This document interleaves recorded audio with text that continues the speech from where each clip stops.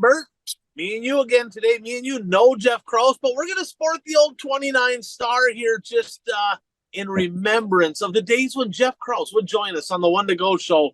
I think he'll be back next week. We're going to do this on Tuesday. Shit came up. We're doing it on Wednesday. So sorry, everybody. The show's getting out a little bit later this week, but not as much racing. So it's okay for everybody. Episode 198, Bert, inching closer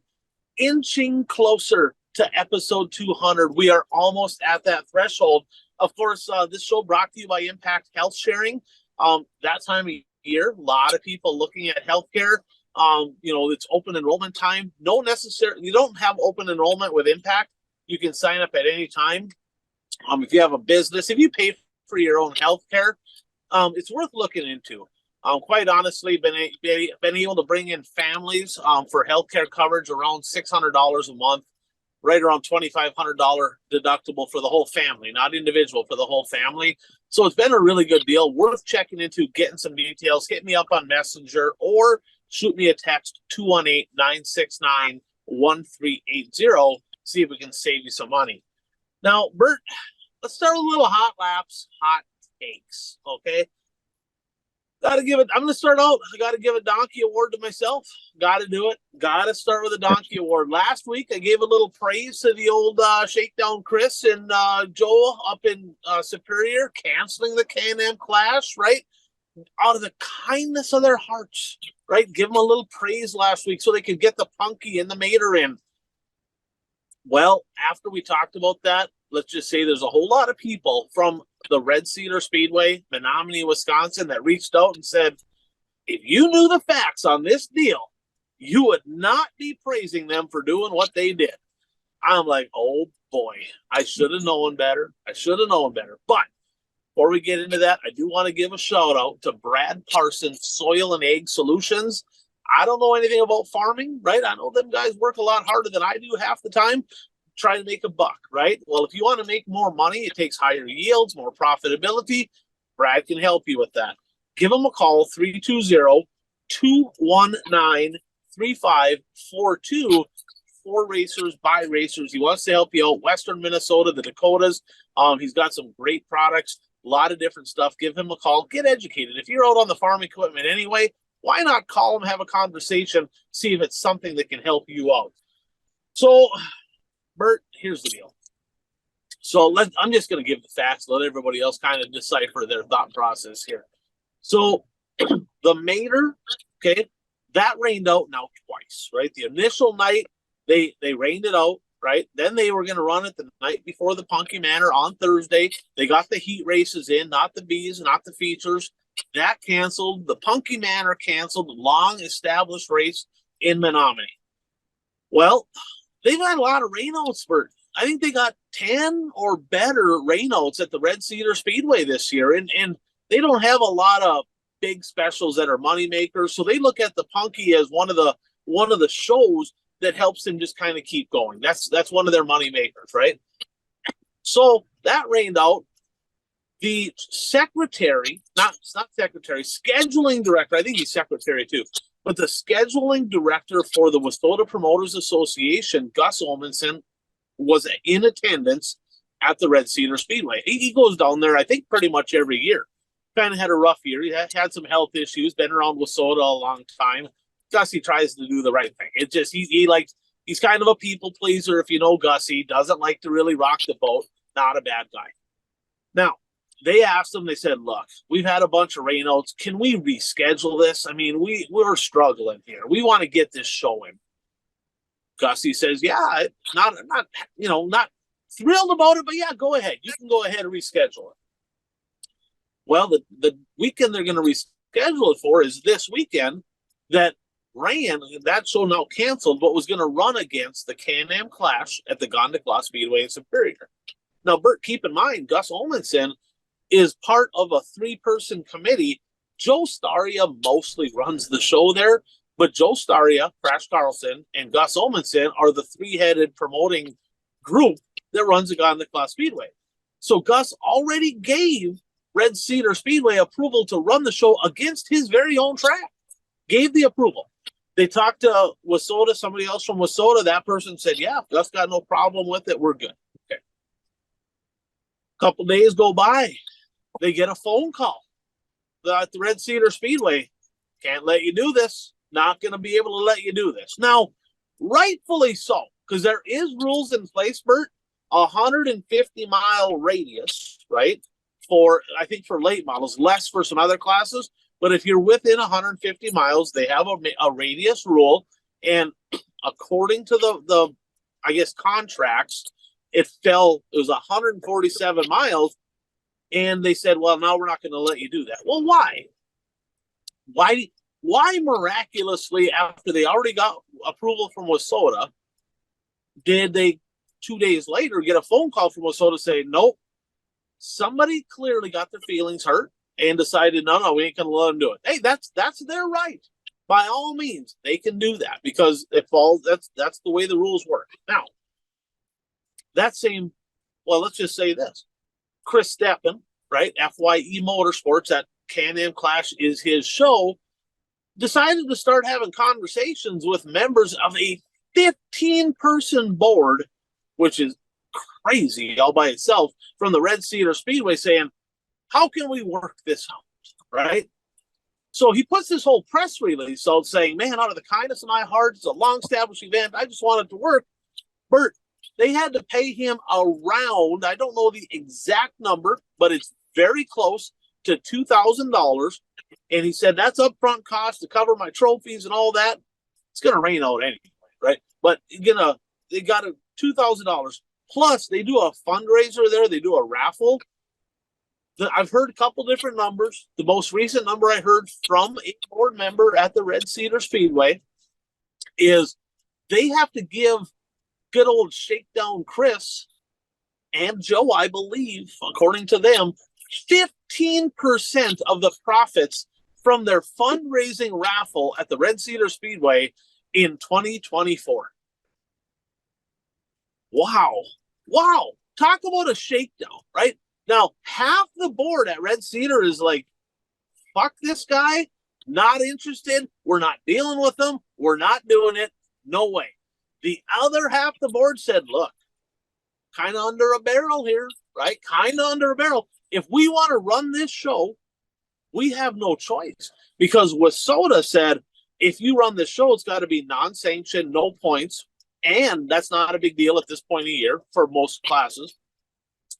But Wasota was going to fine them, and Wasota was going to put them on a year probation. A year probation from Wasota, like, they don't have any leverage. What are they going to do? We're going to take your sanctioning away. There's only 4 freaking Wasota tracks in Wisconsin anyway. They can't afford to, like, do that. So half the board is like, look, I don't want to give anybody any cut of what we're doing, but if we want to race, that's kind of what we have to do. So this whole thought process of, oh man, it was just out of the kindness of his heart, is a complete and utter bunch of bullshit. Okay, that is not the facts. That is not the truth. It is absolutely repulsive to me that this guy literally has existed in the sport for so long, and he literally has always got his hands in somebody's pockets. Bert, if this was 1980, somebody would have whooped his ass a long time ago, right? Man, I would love to see that. I would love to see that. That would be one of the greatest things in the history of dirt track racing, to see that little punk get his ass kicked. I would love that, right? Ain't gonna happen. Because the minute somebody does, we live in the world today that if you do that shit, you're getting a lawsuit, right? You're gonna get all kinds. So that just doesn't exist. I mean, it was so cold last week. I get it. Didn't have a very good crowd for the most part in Ogilvie. It was so cold. They said, man, it was so cold. Steppen was walking around, had his hands in his own pockets. It's crazy, right? Bert, we all want to see tracks work together.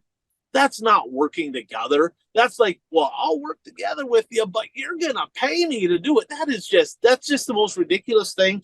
Not good for racing. Absolute cancer to the sport. A lot of people still support his shows because most of the time they're the only thing going on, so they don't have anywhere else to go. But you have no idea how many messages, text messages, calls I get about this guy, and it just never ends. It's just absolutely unbelievable. Now, the weather looks terrible. It does all weekend long. And I don't know. I'm going to assume, and I will find out, right?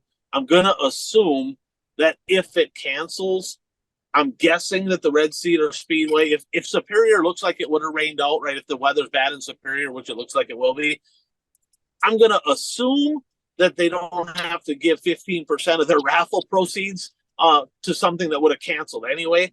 I'm just kind of waiting to see. But Bert, it just makes my blood boil, right? I kind of dealt with somebody that I know and care about getting absolutely swindled here this past week, and when I see shady shit like this, I got people, Bert, that reached out, and they're like, "Oh man, you're negative. You're so negative. You're negative all the time." No, I'm not negative. I call out bullshit, right?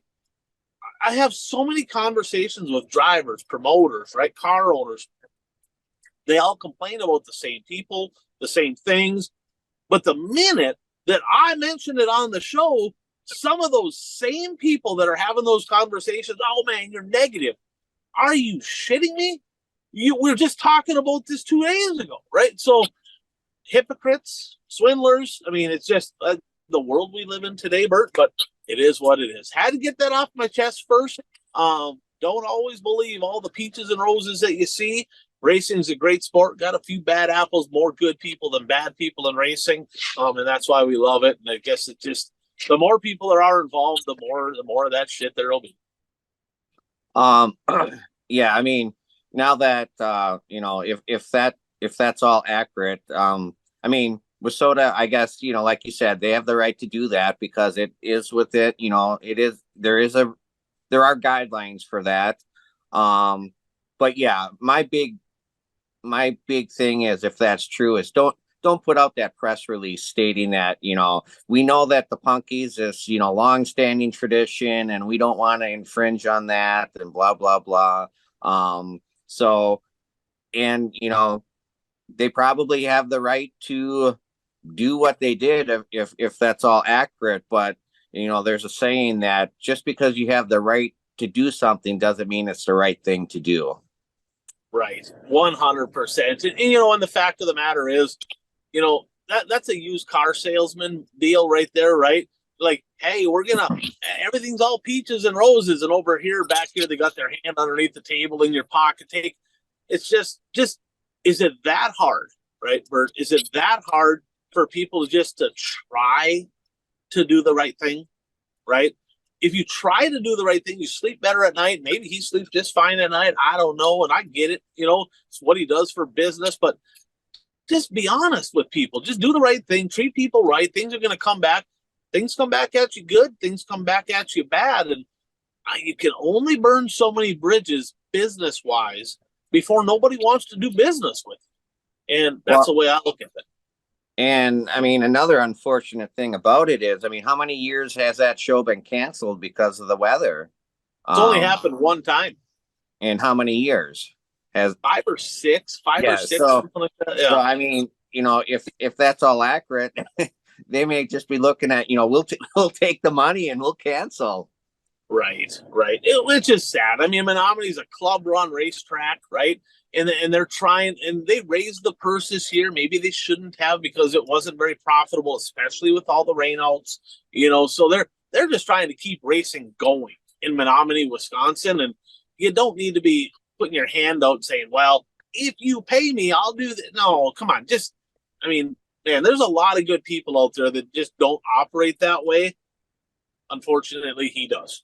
So let's jump into our top 5 moments of the week. Bert, there was some big ones this week. Some exciting stuff happened in the racing world. First, a little shout out. Daytona 1, Performance Lubricants. Buck, extremely knowledgeable guy in the lubricant department.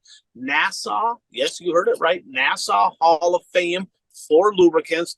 And his passion in dirt track racing is to try to reduce the cost of racing for the average working man that races. Okay, not the person, and nothing against people that got big budgets behind them. They probably deserve it. But the people that are on the lower budget, you got to have them, because if it's only the people with a lot of money racing, you're not going to have many cars, and we're already hurting in that department.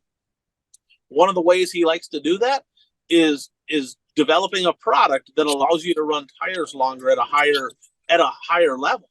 And that's proven in the Gen X late model series.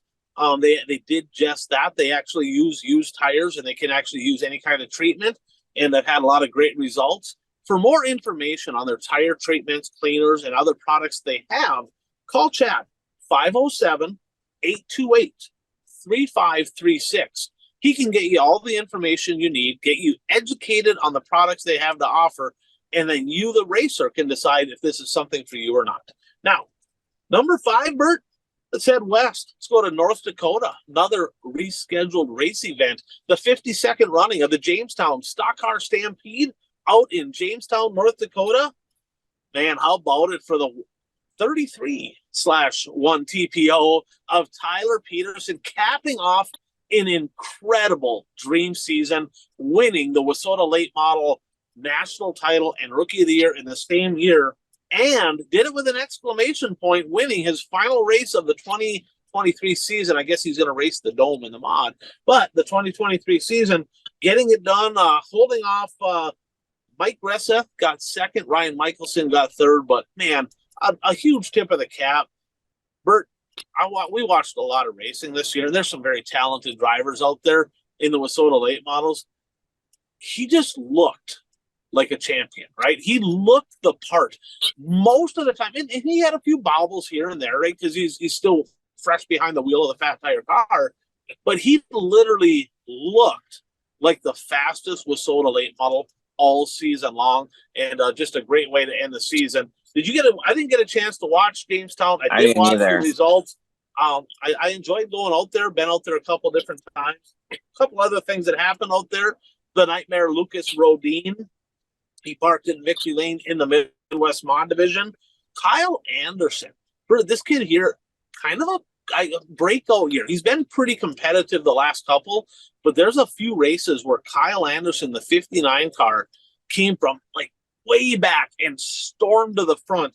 And I think he started a little closer to the front in this one, but he had a very impressive year. Kind of the eye test said that he's going to be really fun to watch next year. They had 239 cars out there in Jamestown. Hell of a good turnout. And for most of the existence of this invitation, there's a question for you. Most of the existence, it was heats one day, features the next. Then they went to a little stint for a handful of years where they did 2 complete shows. And now last year, they went back to heats one day, features the next. With 239 cars, is it better to do heats one day and features the next rather than 2 complete shows as a entertainment standpoint, in your opinion? With that many cars, probably, because with that many cars, I mean, you're really packing a lot of racing in a short amount of time each day. And, you know, I know some people think, well, it's a lot more racing. You're getting more bang for your buck. But how many people are actually going to sit through all of that racing? Or, you know, it's like, okay, 2 complete shows. I'll just go to the second day. I don't need to go to the first day. You know what I mean? Yep. Yeah, and as a points chaser, it's like, well, we always wanted the 2 complete shows because that was 2 shots at points. But as a fan of racing, I think they're doing the right thing by splitting it up like that, because now you're not racing. There was a few years, but they're racing until 2 in the morning. I remember getting done announcing at Watertown at the Autumn Classic, and we literally looked and they're like, holy crap, they still got half the features left. So we went down and we're watching the features in the pits long after the races were done. And this is just a lot better format out there. Number 4, the Double One Express makes it 5 in a row at Ogilvie at the Fall Classic in what could be the most chaotic late model race I've ever seen. Now, you watched that one, didn't you? Yes, I did watch that feature. Yeah, that was, it seemed like every 5 laps or so, something crazy was happening. Yeah, it was nuts. I mean, and it starts, James G.O.A.T goes from hero to zero, and that's not a knock. I mean, it was just a mistake. But, man, I mean, he was on fire. He wins the Red Clay Classic, one of the biggest paying late model races. He's leading, right, lap 1 or whatever, but leading, and he looked like he had a shot to win, and he just lost the handle. Now, looking at the track, and nothing against the track, they had to do something, right, because it got really slick. It got really slow. They went out and they farmed it. And it must have been soft underneath the shell because it rutted up, you know. And I'm always a person, oh man, I like seeing a track with character. That was probably a little much, right? That tore some shit up. Yeah, Didn't need that. in a Facebook post by G.O.A.T on, I think it was on Sunday, it was the day after.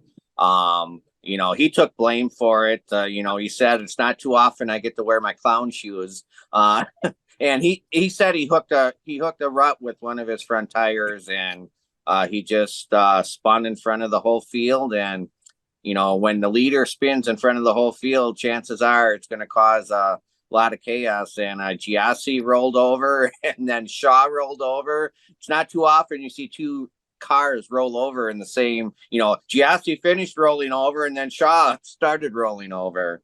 And Right. So yeah, that was just crazy. And now I was watching, because I can't fast forward when I watch it, when I stream it to my TV through my phone, because my big fingers, apparently it'll move too far.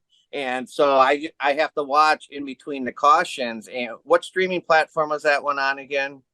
That was on Dirt Race Central. Yeah. I'm sure this was just a coincidence, but it was funny because when there's long delays, they play music during the cleanup. And so the first song they played, they're showing G.O.A.T's car, and the lyric was, "I know you just got your license last week." And in their defense, I think they play the radio station there. I'm pretty sure. I'm not positive, but yeah, I'm going to say that wasn't planned. I mean, yeah, ironic, but I mean, it was a tough break. I mean, the track had chop, and when it has chop, the next lane up gets a little dirty. So you hook a rut, and the tail comes out from underneath. It was a slow spin. It's not like you went and yard sailed somebody or whatever. If there's I don't care if you've been racing 1 year or 25 years, everybody's had that moment. It just happens, and he'll shake it off. It was good to see him really like competing for wins at the end of the year. He's a talented driver, but he just wasn't stacking wins maybe the way I expected, and kind of an unfortunate deal there. And unfortunately, G.O.A.T, in that same Facebook post, he had posted that his season's probably done. He's probably done for this year, so he won't be racing, at Red Cedar this weekend if the R word doesn't come. Right, and I'd be kind of curious, right, because they do have that other car there. Maybe he ends up in one of the 28s if the weather changes. Hard to say. I guess we'll have to wait and see what happens. Now, other things that happened in that race, John Canta upside down. Didn't see the footage, didn't see what happened or how it happened, but he was upside down, tore up the fence getting into turn 3. Bummer. I mean, John, come on there, guy. You're not at the, I mean, spring chicken. You're not saying you're old, but you can't be rolling over. Don't be doing that there. I was impressed with the Ogilvy track prep crew at how fast they actually had like poles, right? Like sections of pole, and how fast they were able to fix the catch fence there when it got tore up. I was like, holy shit, is there another track that even has replacement pieces for a catch fence on hand? I mean, that's not, I don't believe any of our tracks do. So, tip of the cap to the crew at Ogilvy for getting after it, getting that done. Cole Searing, Dave Moss, big incident. Searing come from deep, got up into a podium spot, got inside of Moss. You can look at Dirt Race Central for the action. Needless to say, they got together. Did Moss maybe come down and crowd him, and Searing hit the tire and tore up a front bumper, and I'm not sure what else. Let's just say that he told Dave Moss, and he's a Dave Moss guy. He's friends. He likes Dave Moss. Told him he was number one. Yep. I don't know if he was telling him he's number one or pointing to the top when he came back around. I'm not really sure what he was doing there. Probably number one. And then Zach Wallers, right? Zach Wallers and Lucas Koski didn't see the incident. Wallers got in the fence, and he also was not real happy with the rookie and the late model driver. Perfected, tip of the cap, perfection on that steering wheel toss. Not happy. He does. I mean, and I get it. You tear up the right front, right rear on a late model. I mean, you're talking $3,000, $4,000, $5,000, depending on what you tear up. And if you're a budget racer, that'll really piss you off. Now, if you're somebody out there that's got a big bankroll, it still makes you mad, right? Because we saw Don Shaw upset last year at Dave Moss for throwing, and he threw his steering wheel at Dave. and he's got a big bankroll. Zach Waller's a limited budget guy. That hits him a little harder in the pocketbook. I got a question for you. Speaking of old Chris Steppen here, he posted on the comments there, trying to be snarky, but I don't think that Zach Waller's liked it very much. But literally posted Jungle Boy doing Jungle Boy things, right? And was basically like smack talking him for throwing the steering wheel. Do you view that as he's trying to have a little fun with it, or do you view that as he was like talking shit to Zach Waller, throwing some shade on him? Your thoughts as a track, as an event promoter? It's a little different than us dumbasses with a mic doing a show because we don't promote an event. But as a person that's promoting events, your thoughts?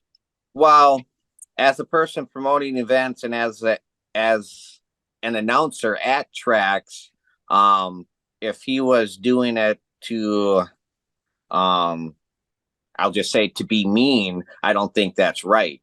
I don't know what their relationship is. I mean, if they're friends and, that was, and they joke around with each other, then I think it's fine. But if they're not friends and, he was taking a jab, then I don't think it's right for a promoter or an announcer to do that. I'll just leave it at that. So other things that happened here at the Fall Classic, I mean, they had over 300 cars. Great turnout of race cars over there. The weather was awfully chilly. But, of course, Pat Dorr made it 5 in a row. Second place, great run. Dan Bargender, 14th to 2nd. That's a really good run. And then Michael Leach coming over from Montana, and he actually went 16th to 3rd. Now, I don't know this for sure, Bert, but he might be the first Montana late model, maybe Montana car. I guess I can think of Hank Berry winning a Labor Day shootout. But other than Smoking Hank Berry, it's not common for Montana late models to come over to what we would consider our established postseason events in Wissota country and finish on the podium. That's congratulations to him. That's a hell of a run. There was some carnage in there, moved up, but still, you get on the podium from 16th, and typically they don't get a lot of love out in Montana. Pretty cool to see a guy come from that far and have some good success. Modifieds, Dan Ebert parked it in victory lane. The interesting thing in the modifieds, Shane Sobraski started on the pole, got 7th. Kind of struggling at the end of the year. I don't think he's racing this weekend. I don't think anybody is. But are you surprised to see him go from 1st to 7th? Not 1st to 3rd, not 1st to 2nd. He just backpedaled, and it's been kind of, that modified's been off. There's something not right with it. I'm guessing he's pretty happy that the season has come to an end because he locked up the national title, but they're going to have some work to do to get that thing back to where it needs to be. Super stocks. He wasn't off the pace there. He got it done in the super stocks. Dexton Cook, though, with a great run. 12th to 2nd for Dexton Cook. He had an impressive hot rod. And Dylan Nelson, who's been very good, won the 100, of course. He got 3rd. Oh. Looks like we're getting a few phone calls here, Bert. Get back on there. I got an update on my phone, and the do not disturb doesn't work the way that it used to work, so I'm not going to figure that out. Midwest Mods, Brady Larson parking in victory lane. He's a couple years back.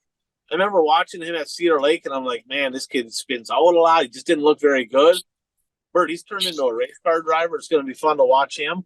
Street stocks, Cody Coomer coming over from Wisconsin, getting it done.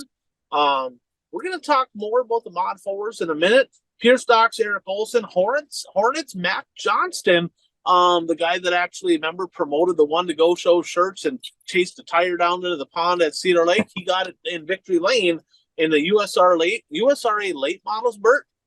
The B1 Bombers kid, Matthew Larson, with a great run, looked extremely smooth, and he parked in victory lane, outdueling Chad Olson's kid, Charlie Olson, to get it done there. So, great field of cars at Ogilvie.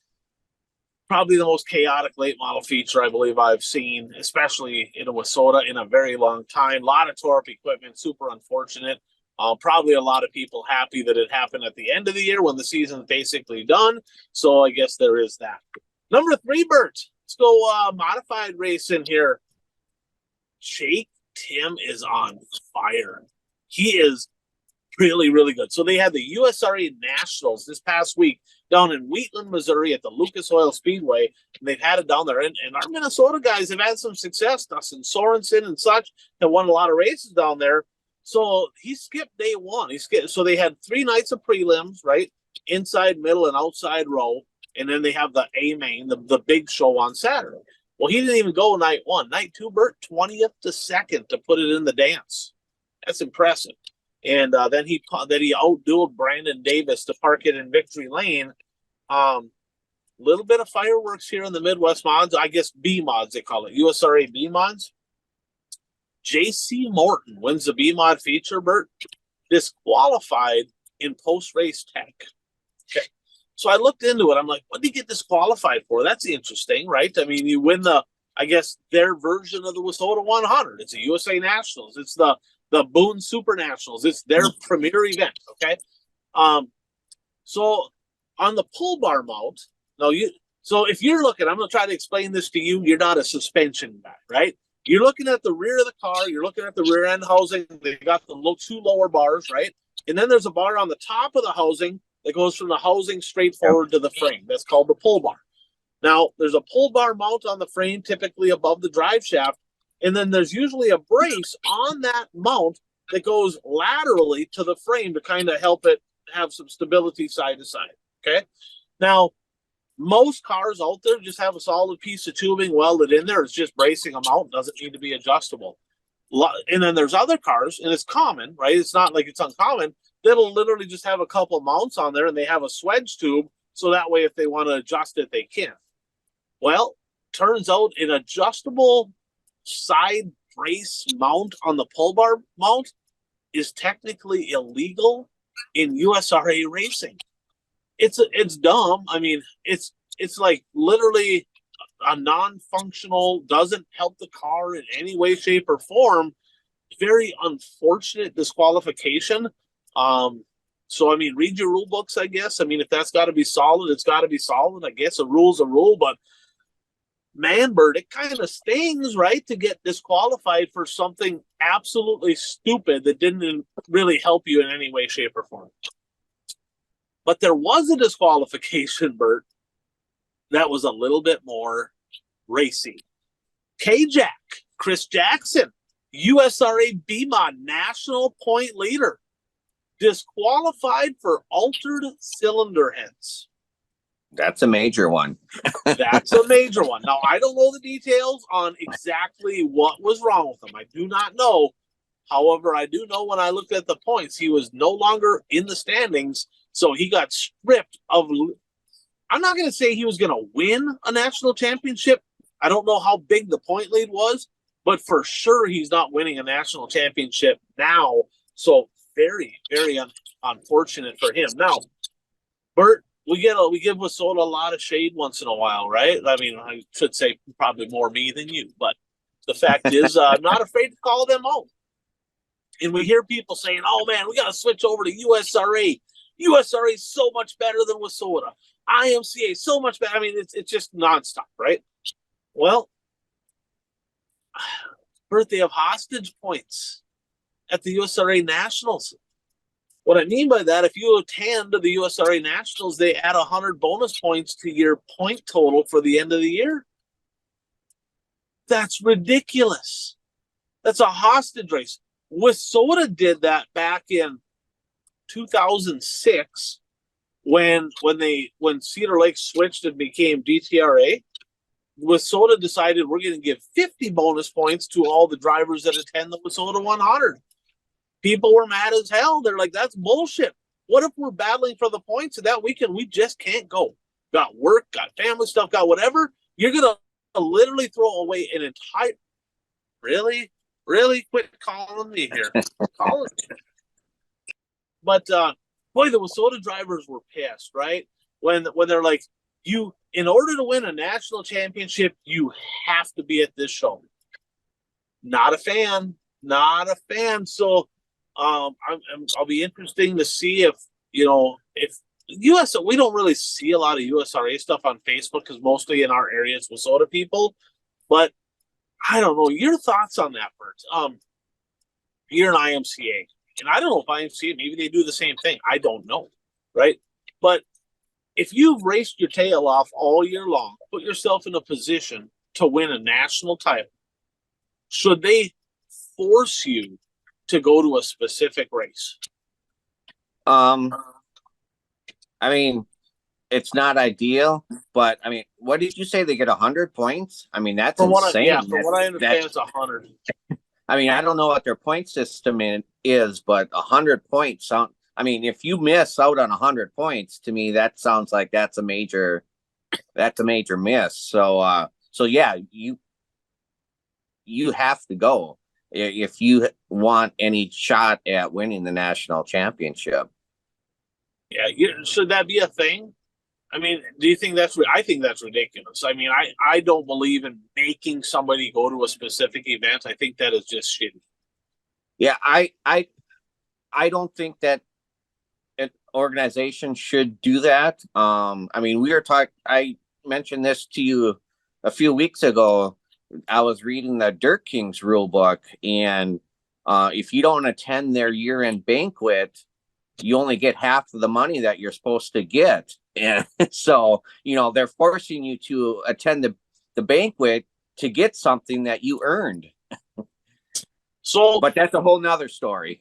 It is. And we'll talk more about banquet stuff here in coming weeks. I guess we don't want to get off on a tangent, but yeah, I don't know. I think they can do better than that. Let's jump to number 2, right? We're points guys. We like these points battles. So the street stock one was good. The mod 4, the street stocks and mod 4s were the only 2-point battles in Minnesota coming in to this past weekend. So coming in to the Fall Classic, okay, Dustin Holtquist had a 4-point lead over the TB81 of Tommy Bowden. Okay, now that was first, that was second. Now the significance there, the 4-point significance is they were throwing out 107s. With the possibility of getting a 112-point win, which is 5 points. So TB81 could jump him by 1 with a win with a full car count. I think they only had 16 cars, so that kind of stings a little bit because they were right there. 16 cars is exactly the number you have to be at or more to get 112. Anything less than that, it's 111, they tie. Okay? Well, Casper, Wyoming had a doubleheader this past weekend with mod 4s. Very low car counts, but a win by Dustin Holtquist at either one of those shows locks it up national champion. Bert, he actually mentioned with Superior canceling, maybe I should go west. Maybe I should go to Casper, grab a win, call it a day, be the champ, call it the season, right? Well, he decided, you know what? I'm gonna man up. I'm gonna go race him. I'm gonna go head to head. I'm gonna all of the guys that we race against him and Tyler Larson, Dean Larson, his dad, Holtquist, all the top guys, Tommy Pagonis, they're all at Ogilvie. I'm going to go there. I'm going to try to win at Ogilvie. Didn't get it done. Tommy Bowden won, Bert, and stole the national title right out from underneath him on the very last race. That is painful. Now, he won, right? Holtquist fell back. I believe he got 5th. He was running 2nd, had an engine kind of failing there at the end. And I think he went down the last lap there. Burton was like, fuck, and he just let off the gas and he was just disgusted and fell back. Probably would have got 2nd. Comes across the scale, Bert. Dustin, text said there, guy, you've been tore down. Tommy Bowden had a backup plan. He actually tore down Dustin Holtquist, protested his top end. Wow. I mean, talk about insult to injury, right? You literally lost a championship on the final night and you get tore down. Oh my gosh. I mean, he was not happy. Now, he was legal, by the way. Okay. He was legal. Right. He was legal. Yeah, he was legal. So he ended up 2nd in the points. And probably should happen more, right? I mean, not to anybody in particular, but if you're winning that many races, there's a teardown rule for a reason. If you think somebody's cheating, instead of standing back there in the corner saying, "Oh, this freaking guy's a cheater. This guy's cheating." okay, put your money where your mouth is, protest them, call it a day, right? That's what teching's all about. We have that option. Well, congratulations to both of them. Bowden for getting it done. Holtquist for proving that he had a legal hot rod. But I mean, what a range of emotions, right? Tommy Bowden elated after taking the title on the last race, and Dustin Holtquist on literally letting one slip through his fingers on the final night, and knowing in his mind that if he just would have made that decision to go west, not saying he would have won. Pretty good odds out there. He probably maybe would have gotten at least one of the two. Man, that's a painful one, Bert. It just is what it is. So, did you happen to watch speed stock racing out at Big Sky? I did So, not. a couple gals out there that actually did some Facebook lives. Thank you to them. But our number one moment of the week was sort of speed stock actions. The Wolverine Justin Vogel heading west, sealing the deal. Now, Bert, get this. He actually went off the track and kind of spun out partway through the race, had to go to the back, and came from the back and passed Tucker Peterson for the win. That's putting an exclamation point on things right there. So they had the number 1, number 2, and number 3 drivers on Wissota. Him, Braden Brower, Tucker Peterson all went west and to try to get it done. Vogel, Peterson, and Rob Petroff was the top 3 night 1. Braden Brower with a DNF. He did not race night 2. Night number 2, Rob Petroff, who's had a huge year out there, Bert. I think he'd won like just about every single race, except including heat races all the way back to like I think the end of June. Like he's been virtually unbeatable out there. But so very cool to see him defending the home turf on night 2. But Justin Vogel doing Justin Vogel things, right? Rob reached out to me and he said, Vogel wins night 1. They're buddies. I think Vogel's buddies with everybody, to be honest with you. He's just kind of a pretty cool guy. But Petrov had some front end damage, and Vogel spent the better part of the day helping him get his car ready for night number 2. And then Petrov went out there and beat him, right? So, and in Vogel fashion, he's down in victory lane, all excited. That's what Vogel does, right? But congratulations, Justin Vogel, national champ. And pretty cool to see a national championship decided at Big Sky Speedway in Billings. I mean, they don't get a lot of love necessarily from Wissota country being that far west, but kind of something to give them a little recognition. Pretty cool for that racetrack. Any thoughts on that before we jump on? No, we can move on. All right. Well, we're going to do a quick event recap, but national event recap from this past weekend, a few of them that I watched, brought to you by our friends at Fastlane Motorsports and Powder Coating, Ashland, Wisconsin, home of the Galloper chassis, proud sponsor of the best series in all of Wissota racing, the Northland Superstock Series. Chris and the gang out there, awesome people, trackside vendors. You can buy parts from them guys, get a hold of them. That's Chris Bredding, Fastlane Motorsports, Ashland, Wisconsin. World of Outlaw late models, Bert. Bobby Pierce doubling up, right? I mean, Bobby Pierce doing Bobby Pierce things. He won at Brownstown. He won at Fairbury. Fairbury, pretty decent race. Not that overly eventful. You watched? Did you watch the World of Outlaw races?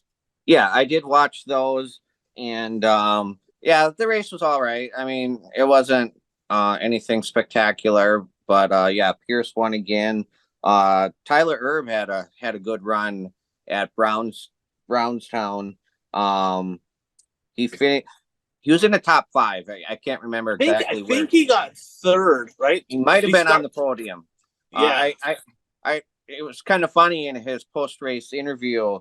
You could tell he was elated that he finished that high. And, his comment was, "I don't suck. We're just not fast." And it's good to have a good finish like this. So, as a racer, I mean, I didn't race, just go-karts now and then, but, I mean, you can probably attest to this, but, as a racer, I mean, if you don't win, you start doubting yourself. And, I would imagine that he's had some thoughts of, doubting himself. And so, it was good to see him, get a good finish in that race. Yeah, absolutely. A highly competitive Tyler Erb is just better for dirt late model racing. So hopefully he can continue with that, cap off the end of the season and start out strong next year. Hunt the front late models, Bert. They were down at Swainsboro, night number one, maybe one of the best finishes of the weekend. Good old Ashton Winger last lap pass there on Jimmy Owens to get her done in lap traffic. Owens went up to the middle. I'm not sure what he was thinking, and great run there by Winger. And then Carson Ferguson winning night number two. So pretty cool stuff. Hunt the front late models. Sprint cars, right? They had the high limit series last week and this week. Last week at Bridgeport, this week at Lincoln. One of the hottest drivers in the country right now, Rico Abreu, parking it in victory lane at both of those events. However, Kyle Larson, who's been in his standards kind of quiet in dirt racing, right? Not a lot of wins.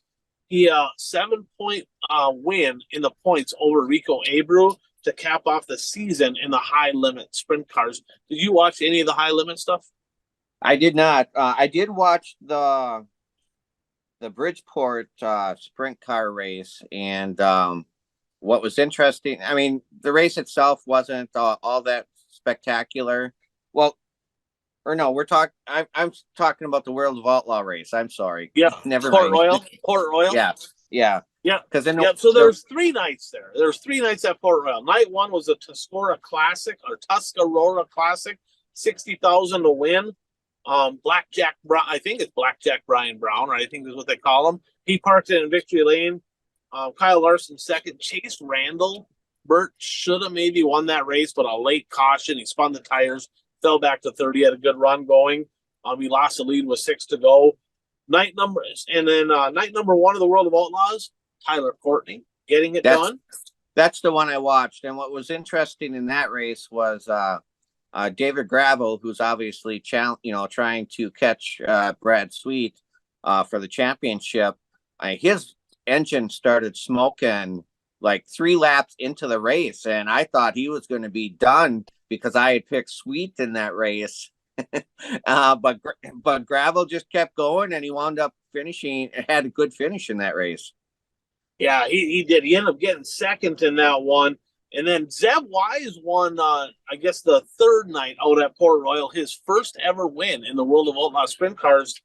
Brad Sweet, your point leader, looking for another stacking championships.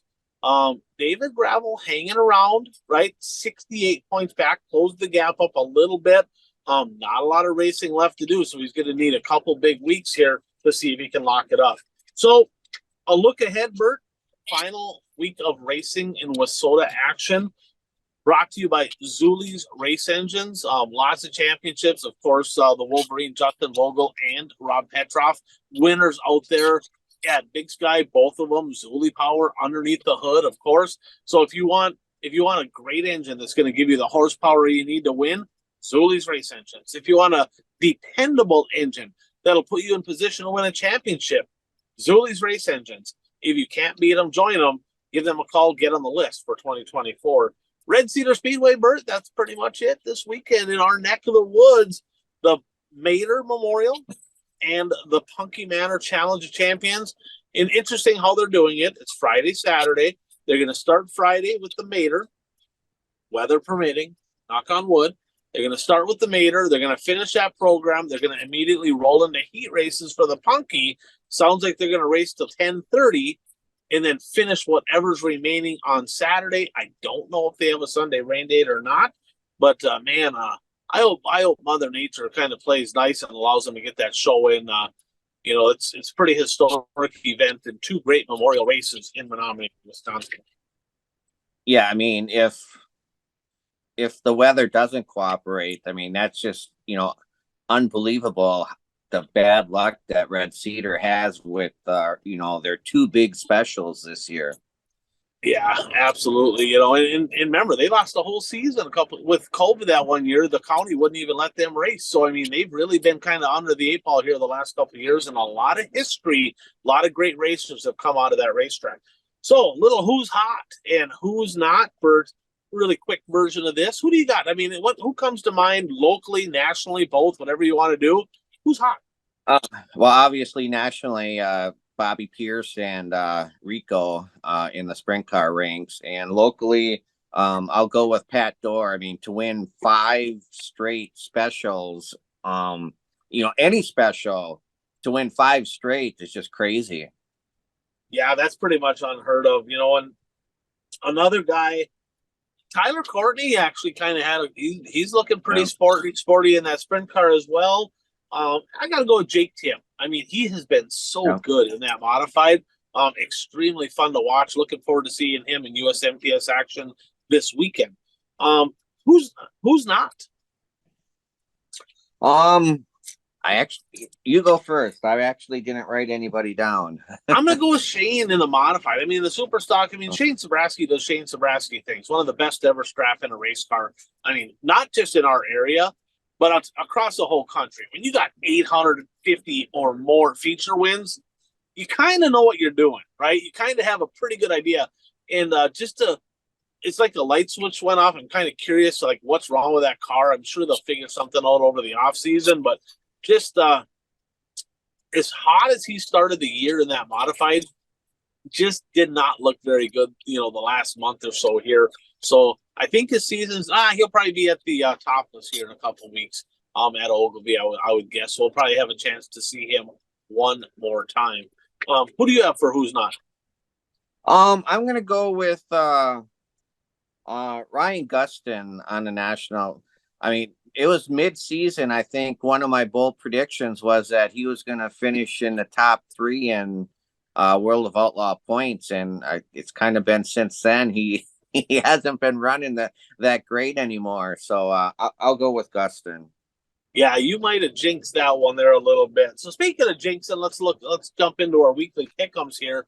Brought to you by buyraceshirts.com. If you need hats, shirts, hoodies, apparel of any kind for your race team, for your race track, right?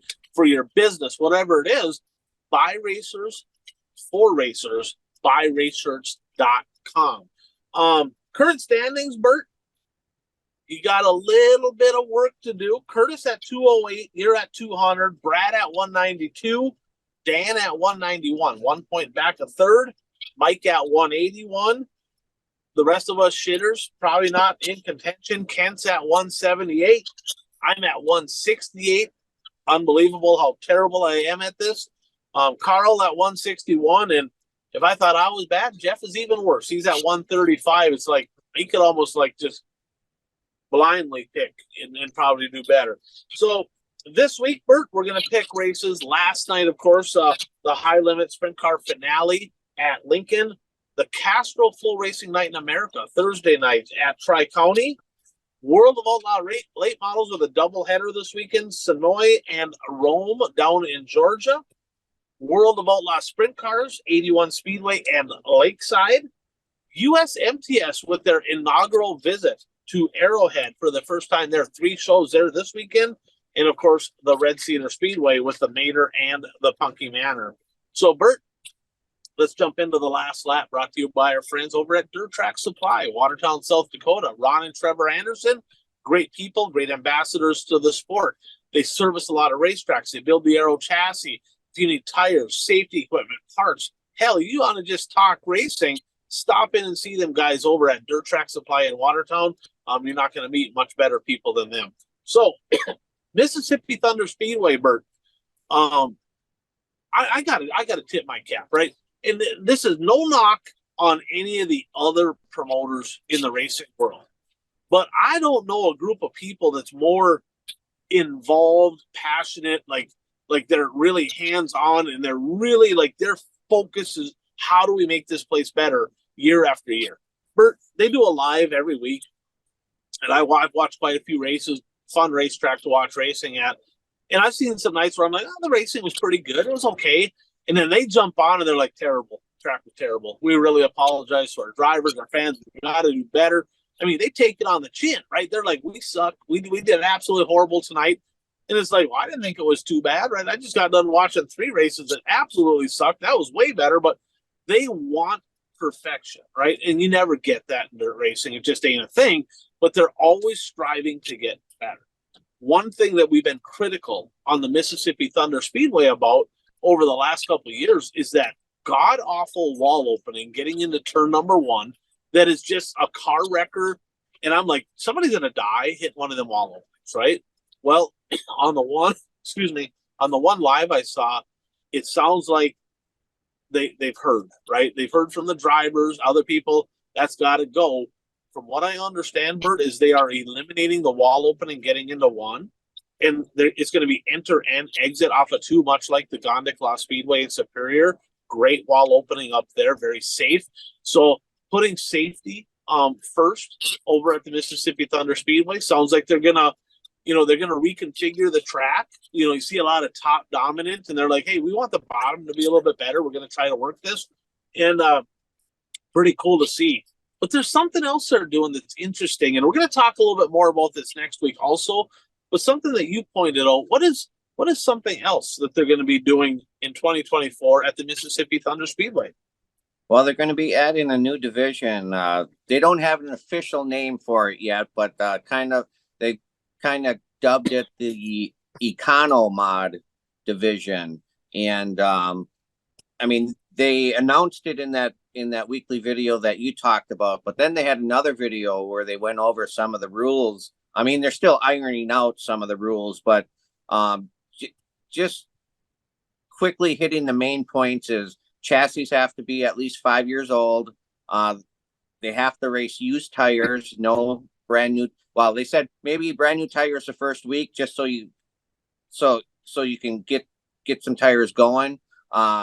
But have to be used tires. And then they talked about working with tire dealers and about a market for used tires and that sort of thing. So their goal is, I think Bob Tim said that they want drivers to be able to race a car that they can purchase for like $5,000 to $6,000, because otherwise, young racers just can't afford.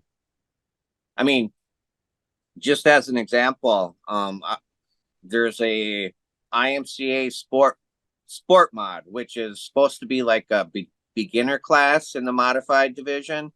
They race for like $300 to win every week. There's a turnkey IMCA modified car, IMCA sport mod car for sale for $28,000. And the key in the listing is, and this is why it costs so much, is the best of everything on it.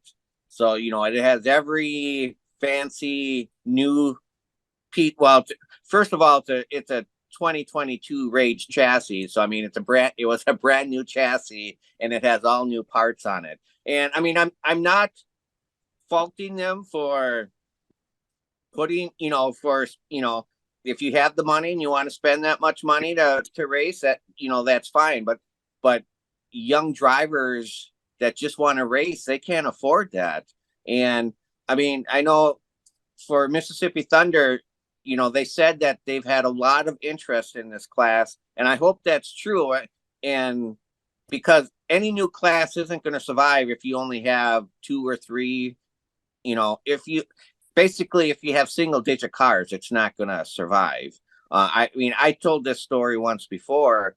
There was a track in eastern Wisconsin that introduced truck racing, and to help get the division going, the track built a truck and then they raffled it off. Well, how many trucks do you think were there the first week? The guy that won the raffle, they had 1 truck. Really? I remember you saying that. And that's the thing. I mean, I've seen tracks bring in starter classes. They start out with 2, 3, 4, and if they stick with it, it continues to grow. Is it perfect? When I initially heard this, my initial reaction was, this is the dumbest shit ever. Adding another freaking class. We don't need more classes. This is stupid, right?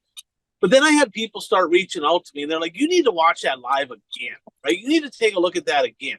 They're trying to grow the sport. They're trying to actually make it affordable to race. So you need to maybe have a little bit more open mind. And the LS motor, very, very affordable. I know that like Devil's Lake Speedway, they've been really talking about like that should be implemented into some of our classes. It's an affordable option.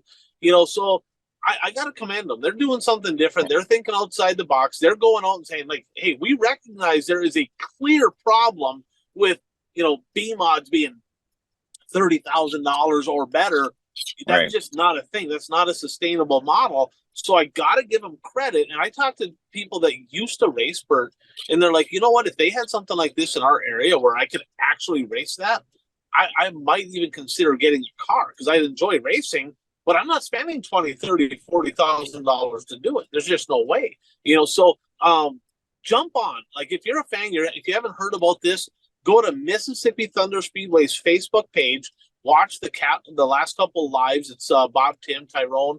Watch them guys talk about this class and see for yourself. When Kraus comes back on next week, we're going to talk a little bit more about this in depth. Well, and I just want to say one more thing. I mean, another key is, if they do get this class established and, they get a fair amount of racers racing it, the key is keep the cost low. Don't let these trick parts in, keep the rules in a way that keeps the cost down. One of the best ways, Bert, to keep the cost down is to keep the pay down. Back when the Midwest mods first started in Wissota, I believe there was a rule, and I want to say it was a max of 200 to win. If you know the most that you can make, the most you can make is 150 or 200 bucks, and you're not going to be racing for $5,000, $10,000, $2,000. That's not a thing. If you're out there spending $20,000 on a car, you're just kind of dumb at that point. I get it. I probably would have done the same thing because we all want to win, but taking away the performance advantage of a checkbook so the average person can go and compete, that can't be a bad thing. So keep an open mind, check that out, and we'll talk more about it next week. So MB Customs house car. We talked a little bit about it, but the word that I got, sources tell me that it's official. Dustin Sorensen is out as the house car at MB. Rumored to have a couple Longhorns coming. Haven't really heard too much on that. Not sure what he's doing in the mod program. If he's he's been super fast in the MB modified for sure. So it'll be interesting to see if they jump ship and go a different direction. But it'll be interesting to see who fills the seat in the MB. Now, in my mind, Sam Marge is the natural guy, right? It's Jimmy's kid, right? Why not put him in there, let him grow? He did make a trip down to Illinois, right? And ran, was he at Brownstown and Fairbury or just Fairbury? No, I think he was at both of them. Yeah, and then I saw he posted on Facebook, hey, struggled a bit down there, but you're gonna, right? These are freaking professional race car drivers. There's a learning curve, and I hope they stick with that. Sam, from what I've seen of Sam, seems like a very respectful kid. Got a great pedigree. Of course, Dad was one of the best to ever strap in a race car around here by all comparisons. Jimmy Mars was phenomenal, and just to see Sam Mars getting behind that, I think it's the right move. Another guy jumped into a late model this past weekend, Bert. I think it might have been his first weekend in one. Not positive. Did you see that USMTS guy jumping in a late model this past week? Tanner Mullins, 2 wins. I think he went 2 for 2 on the week. Okay, where did he race? Kind of down his neck of the woods, I think, around Oklahoma area. So, it wasn't racing against Lucas Oil, World of Outlaws or whatever, but regional area, right? Getting behind the wheel. He was highly competitive, still is in the USMTS ranks. Is he going to make a transition to late models, or is this going to be something he dabbles with? I haven't heard too much. Interesting to see him behind the wheel. Speaking of somebody down from, you go south, maybe a little further west, Johnny Scott with a post here this past week that he's yard selling all of his late model stuff. I did not see, though, anything on there saying exactly what his plans are for 2024. Could he be heading back to USMTS? What do you think? Well, I would say it's definitely a possibility. He was pretty good behind the wheel of a modified. So if he's getting rid of his late model stuff, it wouldn't be shocking if he went back to modifieds. And there's a lot of money on the line, right? They got most of their shows are $5,000 or $10,000 to win. It's $100,000 payday. Rodney Sanders looks poised to take home another USMTS championship and his richest championship ever. So good luck to Rodney Sanders this weekend. Hunt the Front late models, Bert. East Alabama Speedway, October 28th and 29th. A little pay increase down there for the late models. Jumping up that show, Bert. $49,000 to win. Could you see some of the World of Outlaw Lucas kind of guys on Halloween weekend down there in East Alabama? Well, I think that would be after the end, I believe, of the Lucas Oil season, and it would be just before, just before the finals, the World Finals at Charlotte. So East Alabama, Hunt the Front, Joseph Joyner and the boys putting some money on. Little reminder, apparel. We got a link there on our Facebook page if you're looking for hats, hoodies, shirts, the Unwritten Rules apparel, any of it, jump on there. We got an online store. And let's end with this, Bert. Our three bold predictions. Brock. I have a couple I have a couple of things. I knew that, Bert, and I got to apologize. My dumb ass is getting ahead of myself here. First, I want to do a shout out to Coy Vlies. He's a 16-year-old that I talked about him earlier this year. But he went and raced at a special at Beaver Dam Raceway over the weekend. It was only his second appearance at the track. The first time he was there earlier this year, he won the feature. And last week he led about 20 feet, but they were the 20 most important feet of the race. He did a last lap pass after a restart late in the race to win the IMCA Sport Modified feature. And then Jordan Bartz, who races IMC Mods at Shawano, she won the track championship in 2022. She made the trip to Interstate Speedway for the 2023 South Dakota Fall Nationals with their modified. And she had posted that her goal was to just make the feature, and she wound up finishing third. So it's definitely a trip that was well worth the many miles to get there and back. And then two other things I just saw on Facebook yesterday. Knoxville posted their big events for next year, and Lucas had said, we're going back to Knoxville, but we're not sure what week. Well, they looks like they just pushed it back like 1 week. So the late models are going to be in Knoxville September 19th and through the 21st next year. So that would be during Punky Manor weekend. So, and then my last thing I just saw on Facebook tonight when I was waiting for one of my meetings to start, Will Harrington and his team, they've mutually agreed to part ways after this year. But it sounds like Harrington has something lined up for next year already. Not sure what it is, but I'm sure we'll find out soon. The silly season is here, right? And there's really not an off season because they race all the way through December and they start right again in January, right? So there's really not an off season. So we're getting to that time of year where people are changing seats and doing some stuff. So it'll be interesting to see what happens moving forward. So 3 bold predictions, Bert, brought to you by Mason Aaron's Videos. Jump on to Facebook, YouTube, go to Mason Aaron's Videos. Great guy, great ambassador to the sport. Just a big fan of racing. Loves people. Does a lot of great B-roll stuff. And pretty good behind the mic there too. He got behind the mic and up at the Dakota Speedway in Mandan.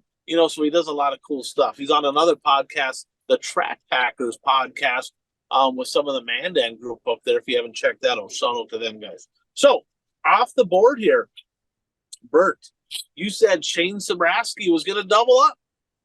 Well, he won the super stock feature and he started on the pole, went backward, kind of pimped you out of that one. So that was a no. You said the top 3 at Falls would all be Illinois drivers. Illinois, North Dakota, or North Carolina, and South Carolina. 1 of 3, but not 3 of 3. So this weekend, I said the double one express Pat Dorr would not make it 5 in a row. I mean, nobody makes it 5 in a row. Well, Pat Dorr makes it 5 in a row. I was wrong. I said between G.O.A.T, Wagaman, Dexton Cook, Van de Kamp, Tourville, and Holtquist, then at least 3 of them would park in victory lane. Bert, I jinxed all 6 of them, and none of them won. So blame me. G.O.A.T, that spin out, my fault for picking you. My bad. More non-World of Outlaw drivers on the podium than World of Outlaw drivers at Port Royal's 3 events. I don't have the numbers exactly in front of me, but I do know that was the case. More non-World of Outlaw regulars, so I got that one right. So the listeners here, Kenny sent me one, and shout out to Kenny for sending it to me, but I didn't mention it on the show last week, so I will now. He said that Tucker Peterson was going to head west of Billings and lock up and steal away the national championship. Partially right. He went west, did not lock it up, despite a pretty good weekend out there, so that one was wrong. And he said there would be at least 2 new winners at the Fall Classic this past weekend, and he was correct.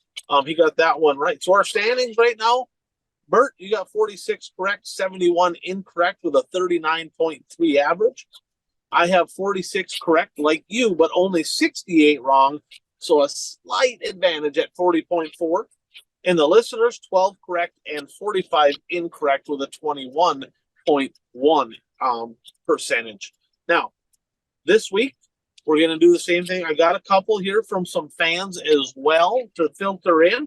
We're going to we don't have Kraus here, so we don't got his predictions, but we'll make 3 laps around. The only rules, it's got to be typically racing, sometimes sports, sometimes show related, and it's got to be something that either flat out, yes, it did happen, or no, it did not happen.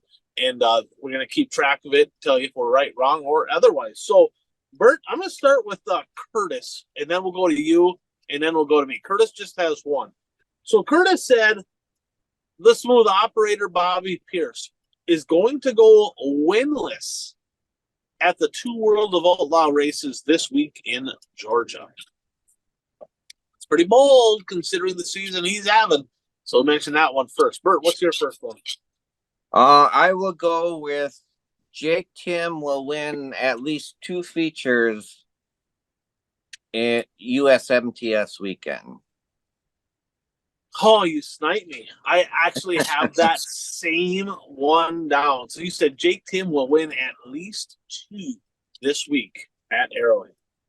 So I got Jeff here. Jeff gave me one, not Jeff Kraus, but other Jeff. He said Bobby Pierce. So Bobby Pierce is leading the points, Bert, in World of Outlaws, in the Castro Flow Racing Night in America, and in the XR Super Series. Okay? Has a shot, winning all 3. Jeff said Bobby Pierce is going to go back to doing Bobby Pierce things and choke 2 of them away. He's only going to win 1 of 3. I guess that's why they called it bold predictions right there. Kenny gave me one more. He said 2 Minnesota drivers will finish on the podium in all of the A-mains. At least 2 Minnesota drivers on the podium in all of the Punky Manor Challenge of Champion A-mains at the Red Cedar Speedway. My first one is going to be to combat exactly what good old Curtis said about Pierce. Bobby Pierce going to win both again this weekend down in Georgia.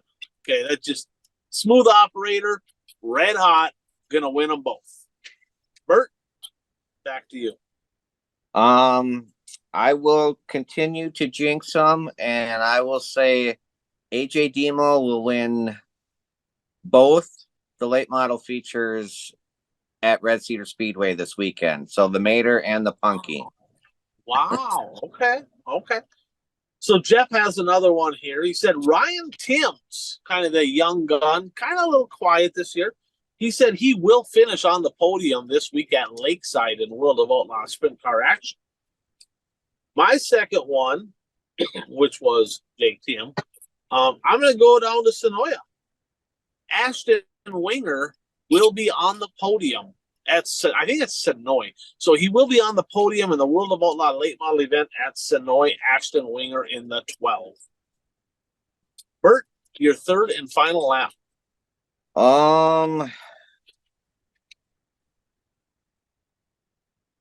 Curtis took my other one, so I got to think of one. Do we have any other fans we have to go through? One more. Okay, go do that one first. All right. So Jeff has one more Punky Manor related. Kennedy Swan, who is the only female to ever win the Punky Manor, will finish on the podium in the Punky Manor this weekend in a modified.